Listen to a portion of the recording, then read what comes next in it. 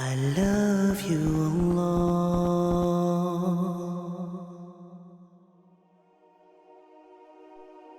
We are witnessing a tragedy at a global scale, the likes of which we could never have imagined even a week ago, much less a month ago or a year ago.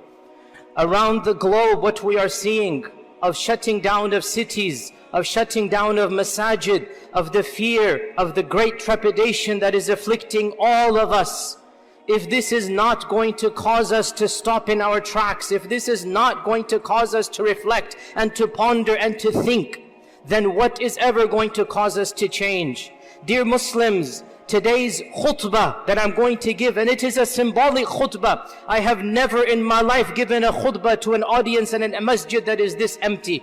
It is a symbolic khutbah. It is being given to remind ourselves, to remind the ummah that there is a reason why this is happening. Dear Muslims, we need to understand what Allah Azza wa Jal tells us in the Qur'an. Surah Al-Anfal verse 53. ذَلِكَ بِأَنَّ اللَّهَ لَمْ يَغُ مُغَيِّرًا نِعْمَةً أَنْعَمَهَا عَلَىٰ قَوْمٍ حَتَّى يُغَيِّرُوا مَا بِأَنفُسِهِمْ وَأَنَّ اللَّهَ سَمِيعٌ عَلِيمٌ. That is because Allah subhanahu wa ta'ala will never take away a blessing that He has gifted to a people. Allah will never lift up a blessing that He has gifted to the people unless and until they change something in themselves. The blessing of peace, the blessing of security, the blessing of going about wherever we wanted to go, the blessing of society, all of this has been lifted up and it has been replaced with a fear, with an uncertainty. It has been replaced with death being close to us. And Allah Azza wa Jal does not change the status of a people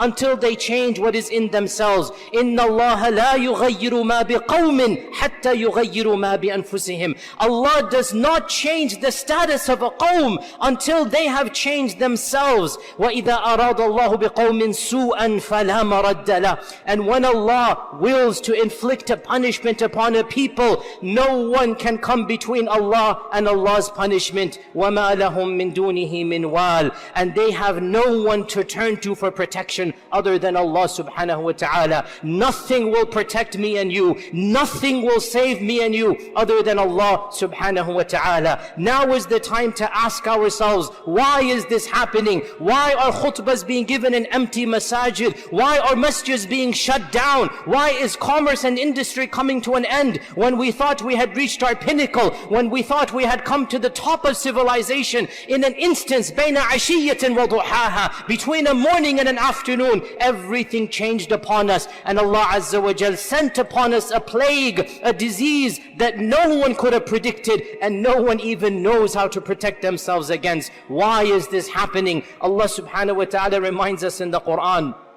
ظهر الفساد في البر والبحر بما كسبت أيدي الناس ليذيقهم بعض الذي عملوا ولعلهم يرجعون. Allah has caused fasad, which is fitna, which is a type of evil, which is a type of trial and tribulation. Allah has caused chaos to spread in this earth. Why? بِمَا كَسَبَتْ أَيْدِ النَّاسِ. Because of what we ourselves have done. It is the effects of our own selves. This is something that we don't hear too many people say. It is something that is politically incorrect to say. It is something that hardly any preacher of any religion says. And when they say it, they are mocked and made fun of. That does not change the reality. Why is this happening to us? Allah does not send upon people plagues and diseases unless there is something that they have collectively done. Hasan al-Basri, the famous tabi'i, he commented on this verse and he said, because of their own sins, Allah sends fitna and fasad down. Because of what they have done, Allah sends down plagues and calamities. Dear Muslims, it is never too late to return to Allah subhanahu wa ta'ala. The last thing that we need now is the sin of arrogance, the sin of feeling we don't need Allah subhanahu wa ta'ala. If we want this problem to be solved, and all of us do, collectively, Muslims and people of other faith traditions, they need to rediscover religiosity. They need to collectively turn to Allah subhanahu wa ta'ala. They need to beg and plead and understand this life has a higher purpose than just living like animals. We need Allah subhanahu wa ta'ala, and Allah does not need us.